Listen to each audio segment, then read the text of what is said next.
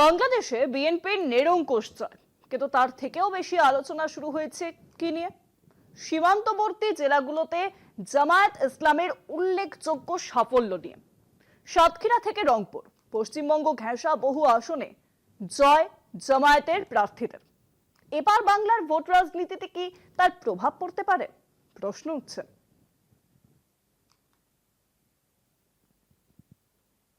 ওপারের জামাত ওপারের জামাত দুটো মিলে মিশে একাকার হয়ে গেছে।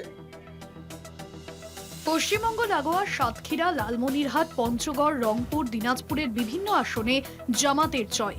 সীমান্ত লাগোয়া আসনে জামাতের এই উত্থানের নেপথ্যে তৃণমূলের হাত। বিস্ফোরক অভিযোগ বিরোধী দলনেতার।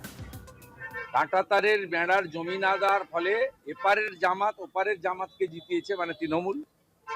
সঙ্গে এখন হুমায়ুন কবির জিতেছে। বাংলাদেশের নির্বাচনে ফল বেরোনোর পর থেকেই সরব বিজেপি। পশ্চিমবঙ্গ লাগোয়া বাংলাদেশের একাধিক জেলার আসন জামাতের দখলে। এই বিষয়টিকে হাতিয়ার করে রাজ্যের শাসক দল তৃণমূলের বিরুদ্ধে প্রচারে বিজেপি। ওপারের জামাত যে আগামী এপ্রিলের নির্বাচনে তৃণমূলকে সাহায্য করবে বা হুমায়ুন কবিরকে সাহায্য করবে, এটা ঘোষিত অবস্থান এদের, এবং খুব অ্যালার্মিং। পাল্টা কটাক্ষ তৃণমূলের।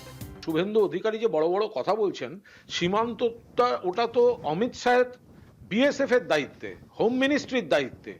সীমান্ত সংক্রান্ত কোনো কথা বলতে হলে হোম মিনিস্ট্রিকে বলুন, অমিত শাহকে বলুন। বাংলাদেশের নির্বাচনী ফলাফলের এই সমীকরণকে কি বিজেপি বাংলার বিধানসভা ভোটে হাতিয়ার করতে চাইছে? প্রশ্ন উঠছে রাজনৈতিক মহলে। কলকাতা টিভি। অবশ্যই।